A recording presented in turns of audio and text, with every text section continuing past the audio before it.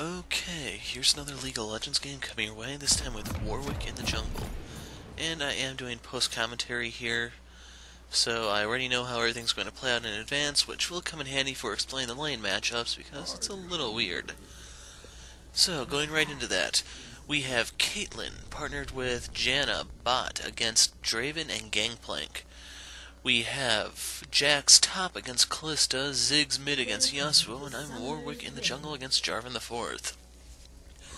So as you can tell from my mouse overs, I really had no idea who was going where because of Kalista having heal. I was kind of thinking she was the AD carry, but I don't know what was going on with the enemy team. Anyway, dancing in the river while I mouse over the moves, I can summarize them for you here. Pause if you want to read the text. You are passive, as Warwick is an auto-attack modifier of sorts. Your auto-attacks deal bonus damage and put stacks on the enemy. What these stacks do is it adds your passive once again up to 3 times onto the enemy so you can hit them for bonus magic damage, which also heals you as you go. Q, I can't remember the name of the move, but it was right there a second ago. It's a short-range targeted ability. You deal a good amount of damage to the enemy. It has some flat damage and HP scaling, so HP shred, I mean. It's pretty high in its mana cost, short cooldown, especially once you have a few points into it. It's one of Warwick's best ways to deal damage, and one of the cool things about playing him, since it does heal you for using it. W is your AoE attack speed buff. It's basically what allows you to clear pretty quickly, and it also makes you siege towers like... damn it. It's Jarvan who has the attack speed buff, not Gangplank. But once again, you get to hear me complain about confusing the standard and the morale boost. Your E is basically a way for you to track the enemy. Once their health falls below 50% and they're within your range, you will mark them so you can see them if they hide in the brush. You can't see them if they're stealthed, sadly. And it gives you a surge movement speed, which allows you to kind of chase them down. Play the whole hunter-killer thing. Finally, your ult is Infinite Duress. This one I know the name of. Since I last played Warwick, it had its cooldown increased, which is one of the things I'm going to take into account for my build. You can see from the ping that I was still playing this while the maintenance was going on. The thing took like 48 hours to finally pass through, and for Friday's game, you'll see what it looks like once the maintenance has passed. Spoilers, don't get your hopes up. Okay, so the cooldown on your ult has increased at the earlier levels as of patch 4.20. There was no buff or anything given to it, it's just the Devourer is extremely nasty on him. But the way it works is you jump on the enemy, practically mauling them, and you hold them down for 5 auto attacks. Your passive is automatically maxed against them, you get a lifesteal bonus to heal you even further, and since they're suppressed, it's not like they can run unless they have a way to cleanse themselves out of it. And the reason why this is important is Gangplank in the bottom lane with his, what's the scurvy move called? It's his orange move, allows him to actually cleanse out of it. Anyway, for this game I was thinking about where I should try to gank. The thing is, the Ziggs picked Ziggs into Yasuo, and I think Yasuo can block everything except for the Mega Inferno Bomb, which was kind of a waste of a counter pick. So I was thinking, maybe I can help the top lane. Jax, he's really nasty late game, and he's up against someone ranged. Maybe we can get something going there. And, well, I'll go ahead and warn you guys now, I end up spending most of my time in the bot lane. Whether that's good news or bad news, you'll have to wait and see. That I'm not spoiling. But anyway, I took another point into my queue because your early ganks are bad in the first place, and it's just...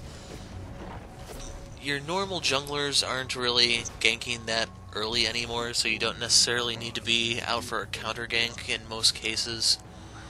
And the reason why I say most cases is, if you notice Ziggs, look at his health bar on the left side of the screen. Down he goes. I wasn't watching to see what exactly happened there. He got Yasuo kind of low, but I still get the impression he messed up somewhere.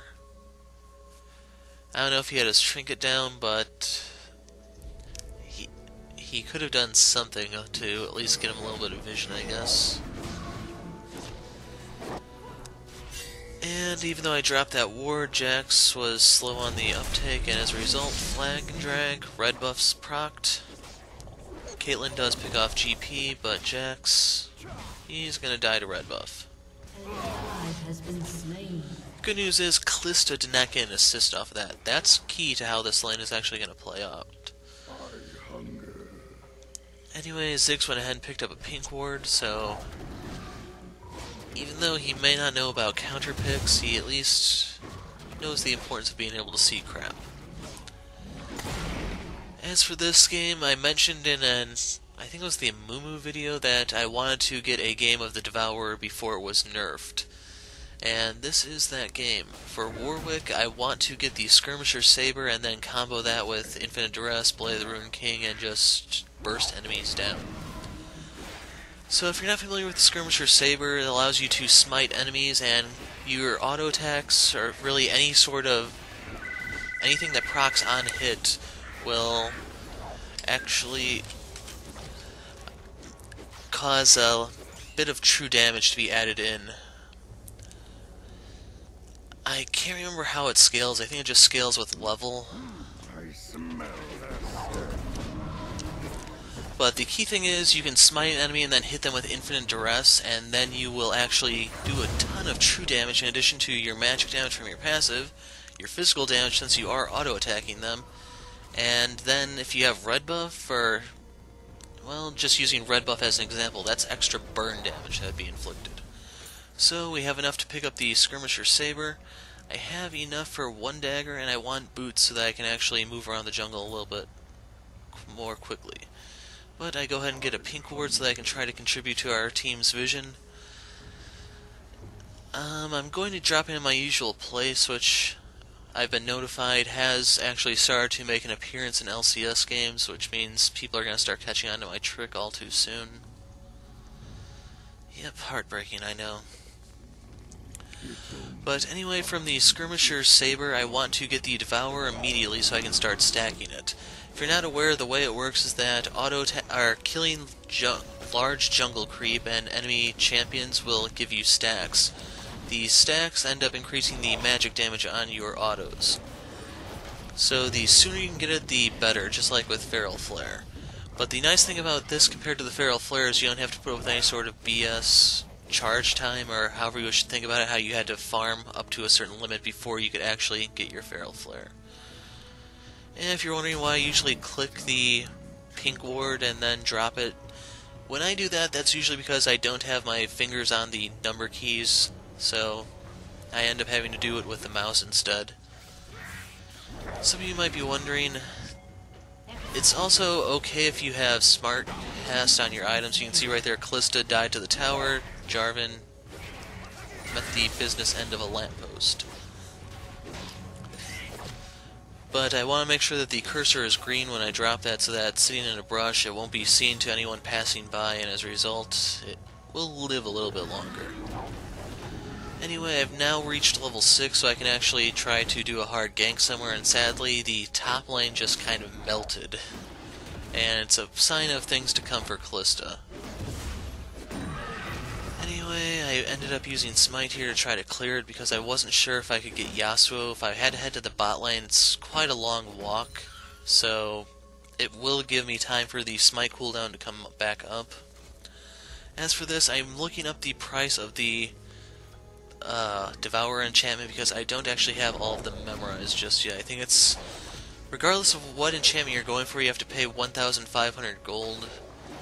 And then it's just as you pick up components, be it daggers, Kindle Gems, Fiendish Codex, etc. Those will bring it down to something more manageable. But I still want to save up enough gold so that when I next go back, I can just pick up the Devourer and start stacking it. Anyway, with the one side of the river secured, I drop my ward over here in the off chance we might be able to catch Jarvan trying to gang Ziggs. And with the pink ward and the tri-brush, that means the Draven is a bit of a sitting duck. And if you notice, my smite is off cooldown. So right here my hand was forced, I had to go for the gangplank. I didn't use smite here because I was thinking he was just going to pop his orange and then run away. So it'd just be a waste of smite. But he either used it already or he hasn't picked up the orange or something, but for one reason or another he shouldn't have died there. Anyway, Jarvan, bad news for him is I managed to catch him off guard, and since I didn't use Smite on GP, guess what, Jarvan? So he's taking burn damage, the Smite true damage, my auto attacks, and my passive. And you can see I just shredded him. So that refreshed my blue buff, but either he didn't have red buff or it timed out. I couldn't get anything off Draven, but the key thing is, I have a blue buff, I'm very high in health, and there's no bot lane anymore, so free dragon for us. While I don't actually have Smite, the key thing is, enemy jungler just died.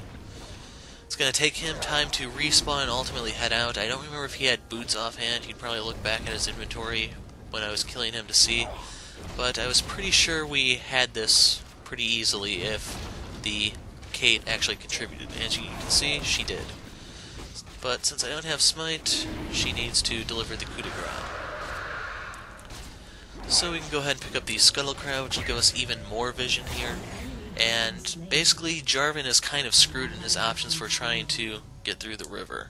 Because I'm going to try to keep the red buff, that outer brush, awarded as much as possible, if not the actual side brush to the red, to make sure that he's not getting to the bot lane that easily.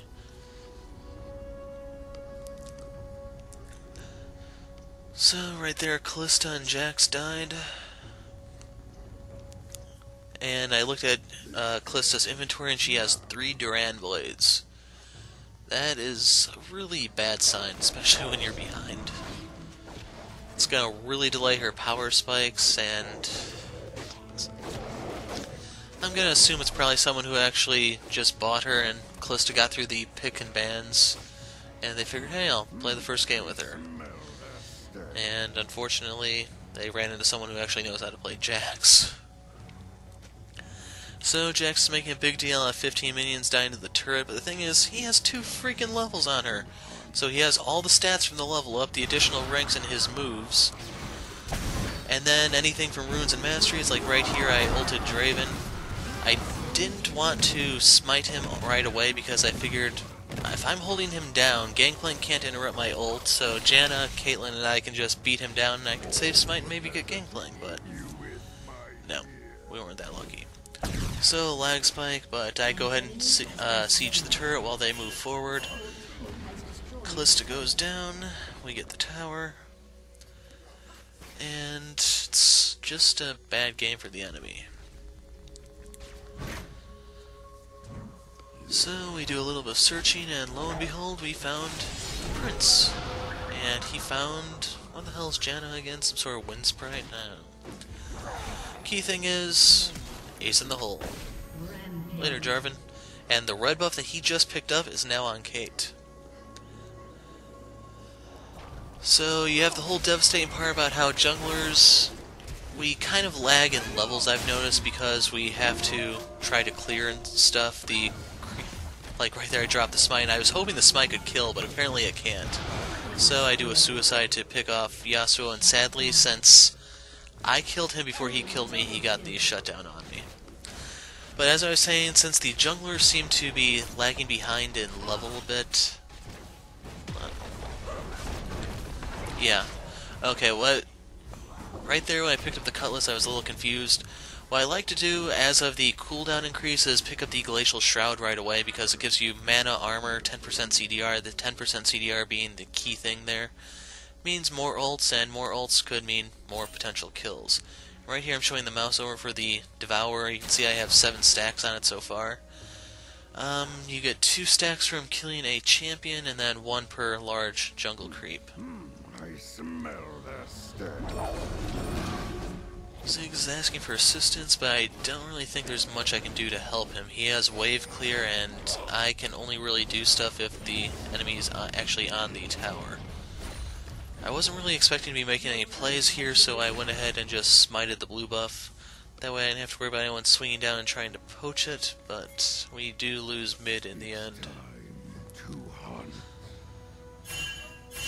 So, Cheech and Chung there are heading down towards bot, and sadly the ward landed right outside the brush. I don't know if that got moved any for Season 5, but it's the first time I tried that, and I need to find out where the new drop spot is. Anyway, Yasuo is trying to take the Scuttle Crab. He got it. I don't really know why Ziggs dropped a pink ward there, of all places, since we're not going to be able to defend that too easily, but whatever. So, Jarvan does his flag and drag to save himself. I lagged, but I did manage to cast Infinite Duress on Draven, and he dies. As for GP, he drops his ult to cause the AoE slow, and he ends up dying to the Mega Inferno Bomb. As for Jarvan, there's really no way for him to get away from me if he doesn't have flag and drag, because the movement speed for my E is going to allow me to chase him down. If he tries to juke me in a brush, I'm still going to see him. And since I killed him, that means I get to take his big chicken. And it's going to take forever for that camp to get cleared. I actually don't know if it even gets cleared in the game. And since we're now something like halfway through, I think, that should be a bit of an omen of what's going to be happening on this side of the map. So, the wind wall didn't really help him. He eats an ace in the hole, he goes down, Jax kills Callista yet again.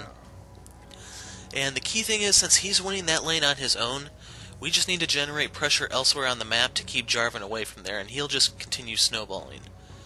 That's really all we need to do. As for this, yeah, the dragon should be coming up soon. You can see Janna picked up a Magi's. It's one of the few items left on the channel I think that I've never bought. And I don't really like the snowball items, to be blunt. They're too high risk. But anyway, on this back I went ahead and picked up the Cutlass. That's going to give me an extra slow for my ganks. That way it's easier to secure the kill, it's harder for the enemy to get away. And the nice thing about the slows is that it's going to keep the enemy in place so I can get more true damage procs from my Skirmisher Saber.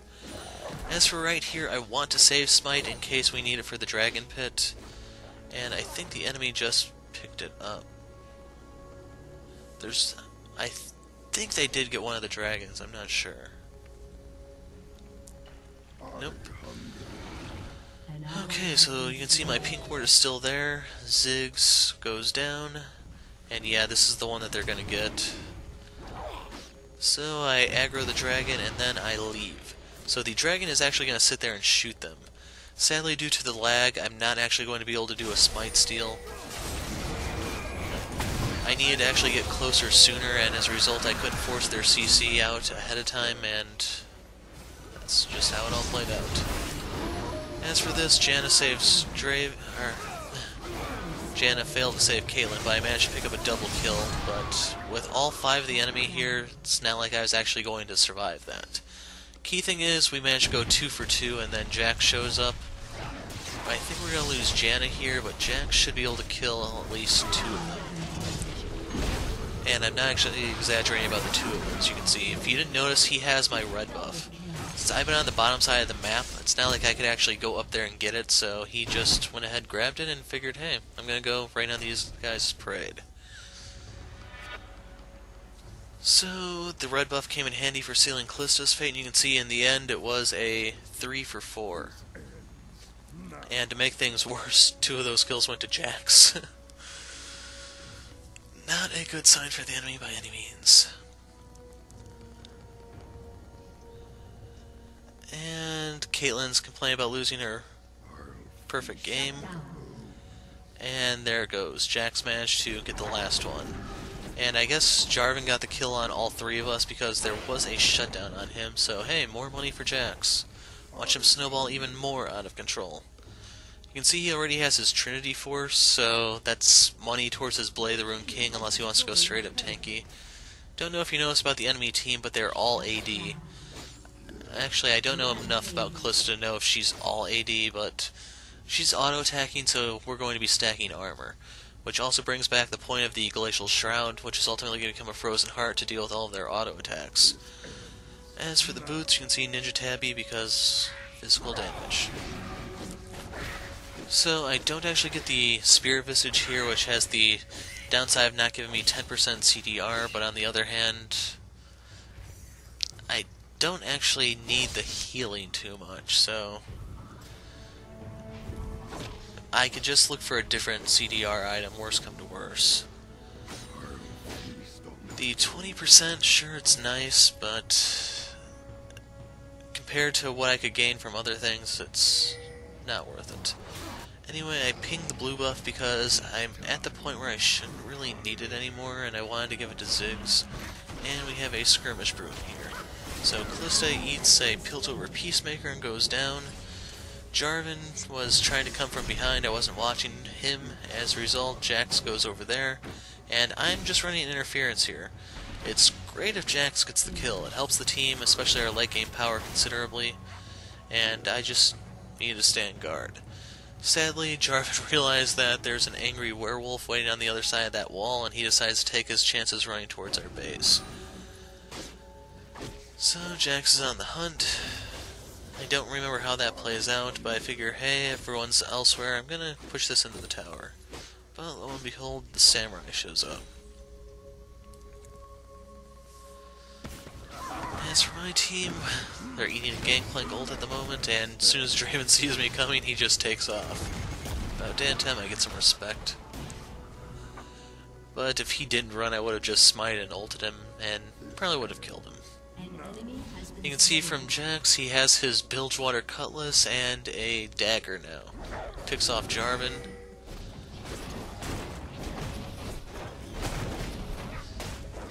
And I finally do get to give this over to Ziggs.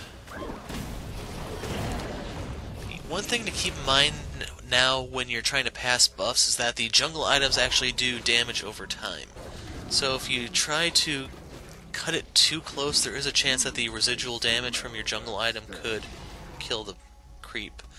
Right there I thought I was actually going to kill the frog, but it wasn't actually enough. That's why I walked away, and then I realized, hey, it has one hit point, I had to turn around and go back. But you can see the Devourer is coming along quite nicely. I don't remember how high I actually get it up to, but it's getting nerfed. I don't know how soon, but it's losing 15 damage at the start. As a result of it being weaker early, you'd stack it slower, I guess.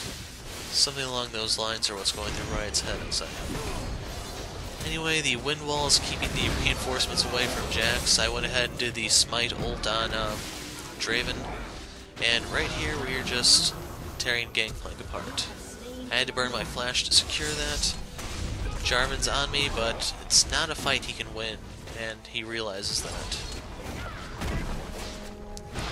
He does have the minions to help him a little bit, and that's probably the only thing that would have actually gave him a chance, which is why I was trying to pull him aside, but if I could actually just sit there and trade with him, he's gonna lose. As for this, I go ahead and tank the turret so I can allow the Ace in the Hole to contact. And as a result, Draven finishes me off with Whirling Death in the tower. Meanwhile, Callista goes ahead and picks up top, and we end up having to break off our siege. So both teams have one dragon at the moment. That means that we both have plus 8% AD and AP. As a result, our power is kind of balanced in that regard, but the nice thing about getting the second dragon is that we deal increased damage to minions and monsters. That means I clear the jungle faster so I can stack my Devourer more quickly, and we're able to push the lanes much more quickly. And you can see the enemy team is roaming down there. They're going after the crab. I'm trying to ping for help. I don't actually want to be here alone. I don't want to give up the dragon because if they actually get the increased damage to minions and monsters, that means they're actually able to resist a siege all the better. And as for how this plays out, Draven did manage to knock me off due to some weird casting thing with his stand aside.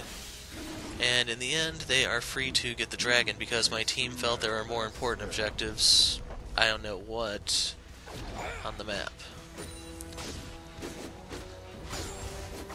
So the bad news is we have to stop them from getting the third dragon, because if they get their third, that means that they can actually pretty much just run away from me. There's not really much I can do to engage on them.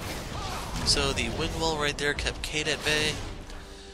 As a result, they got to focus me down, and I don't really have enough armor just yet to deal with them, which I'm working on rectifying.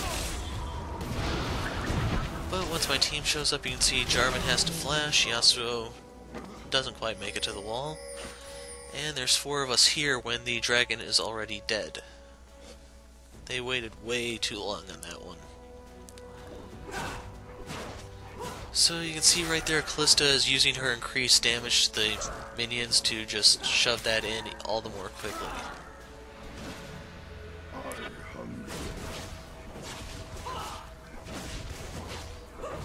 But one of the things that I don't really like about how the dragon works is that movement speed buff is horribly, horribly overpowered.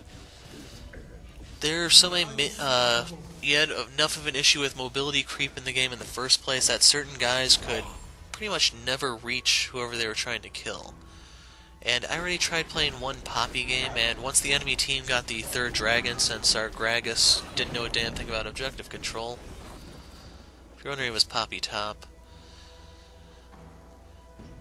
It's just, they got to the point where I couldn't actually catch them. They could actually just outrun me and walk away whenever I got near them. So I would say the jungler pool is less diverse, and there are some serious consequences to ignoring that dragon or trying to downplay it. Anyway, right here I'm trying to stack the shield so that I can deal with them if they want to try to siege the turret. If you didn't know, the tower, the inner turrets will give you a 300 hit point shield. It takes a little while to charge up if you stand near it. But the catch is, if the tower loses its shield, eventually you're going to lose yours. So I did my smite ult thing on, I think, Jarvan. As for Draven, he had to flash, and I think I just accidentally turned off my E because I'm getting kited. And this is pretty much what it looks like when the enemy team has 3 dragons and you're one of the guys that doesn't have a gap closer. So right here I noticed it was off, I turned it back on, and I forced the ult out of Gangplank. And since I don't really have the means to catch him, Blade of the Rune King is down, I don't have red buff.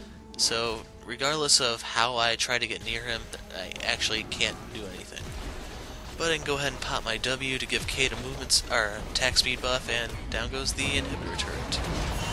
As for Callista, you can see that she did her little pact thing with Jarvan, and they took out a piece of my hit points by using the whole black spear thing, and we also forced the ult. Sadly, Jarvan's whole flag and drag is so telegraphed that it's pretty easy to dodge if you have tier 2 boots. But here comes the final fight of the game.